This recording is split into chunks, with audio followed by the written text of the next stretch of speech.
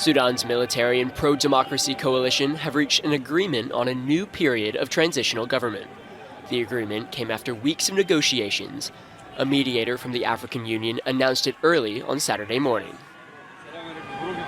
In the name of the two negotiating parties, to announce to the Sudanese public, the national, international, and African public, that the two delegations have completely agreed on a constitutional declaration.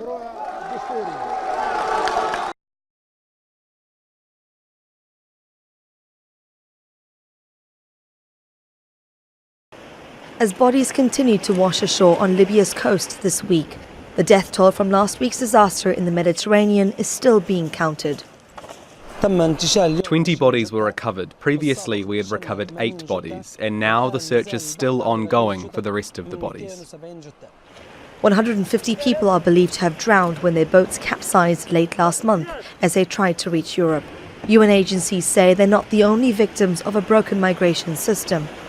For those who don't make it to Europe, their boats are intercepted at sea by Libya's Coast Guard and placed in detention under an agreement supported by the European Union.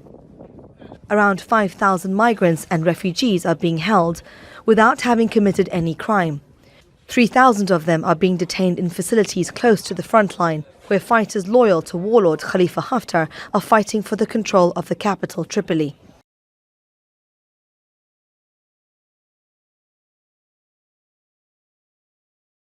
Well, it's looking dodgy but stable is how I would describe it. I mean, they've done an amazing job.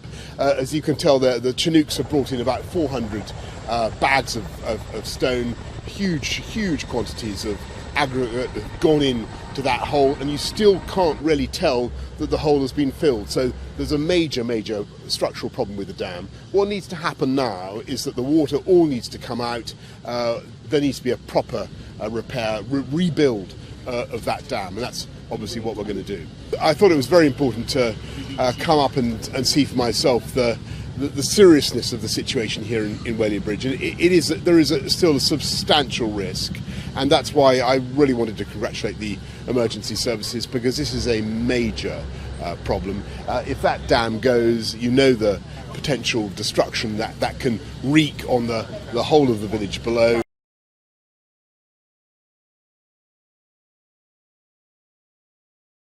Population in accordance with the a communique that didn't use the word ceasefire.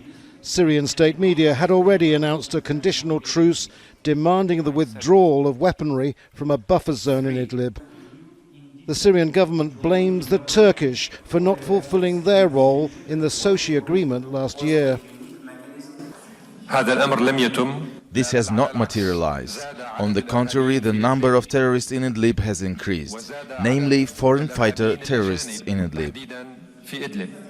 The opposition, despite reservations, agreed to a truce, but accused the regime of violating the Sochi agreement, taking advantage of a withdrawal of fighters so they could launch what it called their cunning criminal attacks. And their spokesman gave this warning. Right now, there is no trust, and there will be no trust in the near future when it comes to withdrawing the heavy weapons. No heavy weapons will be withdrawn unless there are written guarantees.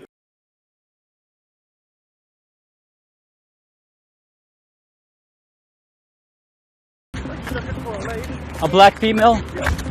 Were you the one who called? Where's she at? Yesterday, we responded to a Priority 1 investigation where a caller reported that there was an unresponsive female passed out in a grassy area behind a commercial business. As the officer began walking towards the woman, he could see that she was lying in the grass. The officer also noticed a dog on the sidewalk. The officer called out to the woman to check on her welfare. Are you okay? A dog began to advance towards the officer while barking. The officer retreated backwards, drew his firearm, and fired multiple shots at the dog. Is that your dog? Can you get back? The woman yelled, and it was apparent that she was injured. The woman was transported to the Medical Center of Arlington, where she ultimately died of a gunshot wound to her upper torso.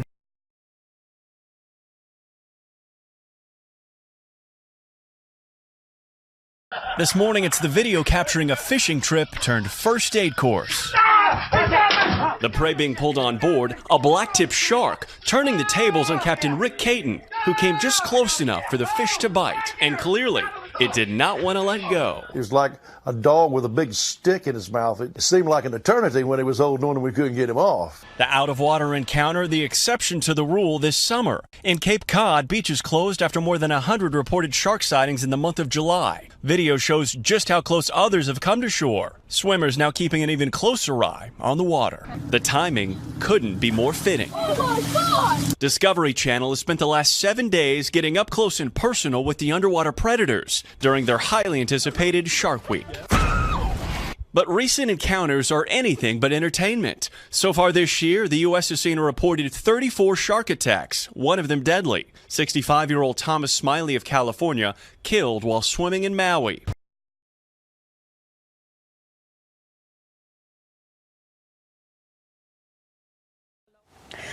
Maidre Masweu Township residents in the Free State have blamed criminals for the torching of a clinic early this morning. Residents say they were woken up by a large inferno as the clinic went up in flames. Authorities are investigating the cause of fire. Critical medical equipment and patients' records were all reduced to ashes. Residents blame arsonists and demand swift action. Residents will now be forced to travel long distances to access the nearest health facility.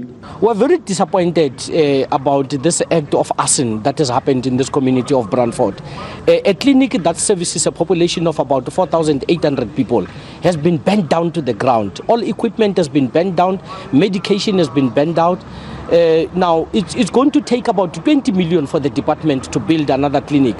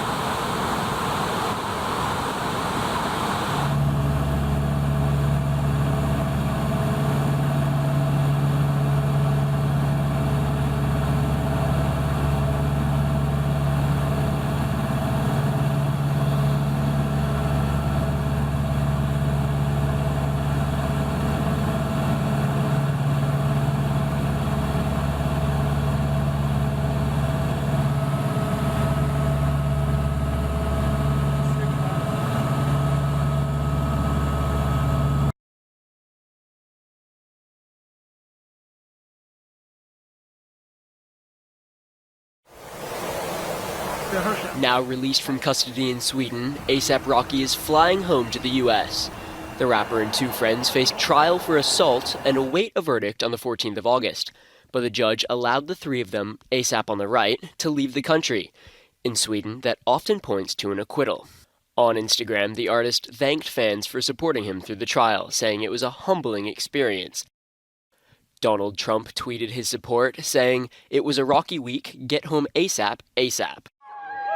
Fans had gathered outside the court on Friday, chanting, "Free Rocky." The trial's drawn international attention, especially after President Trump asked the Swedish Prime Minister Stefan Löfven to help free ASAP Rocky. Löfven declined, saying Sweden's judiciary system was independent.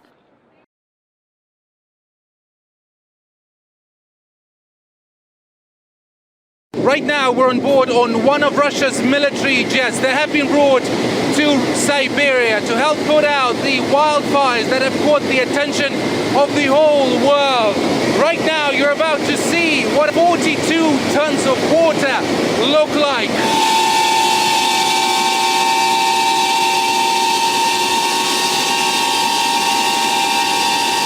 Well, we did get a good shower, I should tell you. Now, this is just 1 out of 10 military planes that are currently stationed in Russia's city of Krasnoyarsk, doing rounds one after the other as we've been flying to here.